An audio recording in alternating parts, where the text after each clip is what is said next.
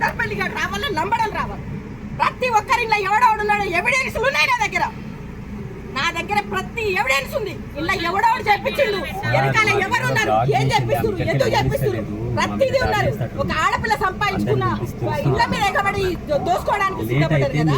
రమ్మాను బజార్లకు ఎక్కుతా, నడి రోడ్డు మీద ధర్నా చేస్తారు. నడి రోడ్డు మీద ధర్నా చేస్తా, రమ్మను. లేదంటే అంత పొలిటికల్ పవర్ ఉంది, పొలిటికల్ పవర్ తో నన్ను చంపమను. ఈయననే శవం ఎలాడాలి, లేకపోతే చేసిన వాళ్ళని నేననే ఎలాడదీస్తా. ఎలాడదీసి నా పిల్లలు ఆగమైనా సరే, నా పిల్లలు ఆగమైనా నేను జైలు పోతా. రమ్మన్ ఏం ఎంతకని ఎగుతారు. 15 ఏళ్ళ నుంచి ఎవ్వడు చేయలేంది. ఏ గవర్నమెంట్ ఆఫీసర్, ఏ గవర్నమెంట్ ఎవడు ఏ రియల్ ఎస్టేట్ చేయలేంది. ఇప్పుడు ఈ గవర్నమెంట్ రాగానే ఈ డ్రామా ఆడి ఇది చేస్తారా? అది మా దాంట్లోదేగా. మరి అది మంచిది కాదా? ఆ సంసారి రంజదా, ఇది మా దాంట్లోదేగా, అన్నిటికీ పట్టదారు ఒక్కడేగా. 14 ఎకరాలకు కట్టిన మాదేగా. ఆ బిల్డింగ్ మనదేగా. ఇప్పుడు బిల్డింగ్ ఉంది, అది కట్టినాం, అది ఎవరిది? అది ఎవరిది? మరుగుతుంది.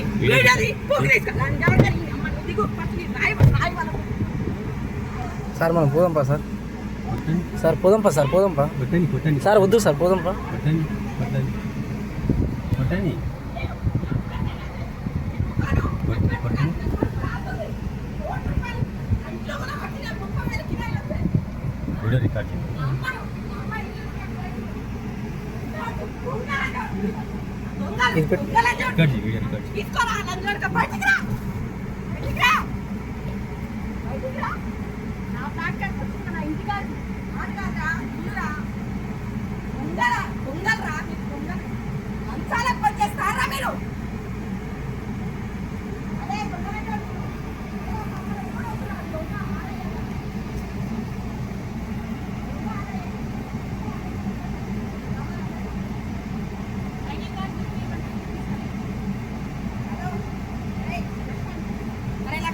మీ ఎస్టీ వాళ్ళందరినీ తీసుకుని రా.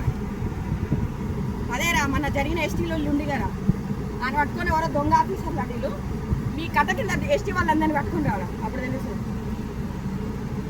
తీసుకురా, ఇంటికాడ ఉంటే అంతా రారా. లంబడోళ్ళతో కొట్టిద్దాం. రారా, చక్కగా అవుతాడు. తీసుకొని రా, జల్దీరా నాడు. ఎస్టీ వాళ్ళు నాకు 1000 మంది పేషెంట్లు ప్రాణం ఇస్తారు నా కోసం. ఎస్టీ వాళ్ళ పేరు పెట్టుకొని, ఎస్టీ వాళ్ళ ఏదంటే ఎస్టీలలో అందరు మంచోళ్ళు ఉండరు, అందరు చెడ్డోళ్ళు ఉండరు. ఇట్లా ఇల్లు గులగొట్టిన వాళ్ళలాగా ఒక్కనొక్కని ఇంటికి పోయి వాళ్ళ ఇల్లు గులగొడితే అప్పుడు అర్థమవుతుంది బాధ. కోట్లు లక్షలు పోసి 15 ఏళ్ళు రూపాయి సంపాదించుకొని పట్టబులు కొనుక్కున్న ఇల్లును గులగొట్టినంటే మీరేం మనుషులా? కట్టుకున్న ఇల్లు 30,000 కిరాయిలు వచ్చేది, నాకు కడుపు కొట్టిరు. ఏమైనా గవర్నమెంట్ భూమి? ఇది నాది కాదు. కొట్టారు భయ్యా, తప్పు చేస్తే కొట్టడం కాదు, జైలు పంపిస్తావు. తప్పు చేసినావు. కాడేది కాడి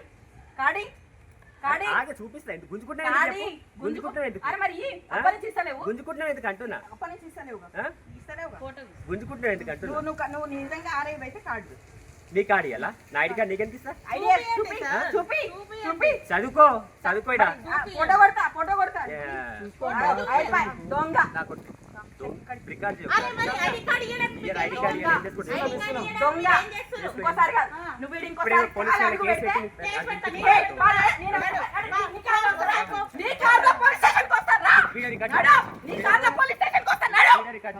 చెప్తున్నా. 15 ఏళ్ళు కట్టిన ఇల్లు రోడ్డు కొట్ట ఇల్లు జైలు పోయినట్టు పట్టుకొని వచ్చింది. జైలు పోయినట్టు పట్టుకొని వచ్చి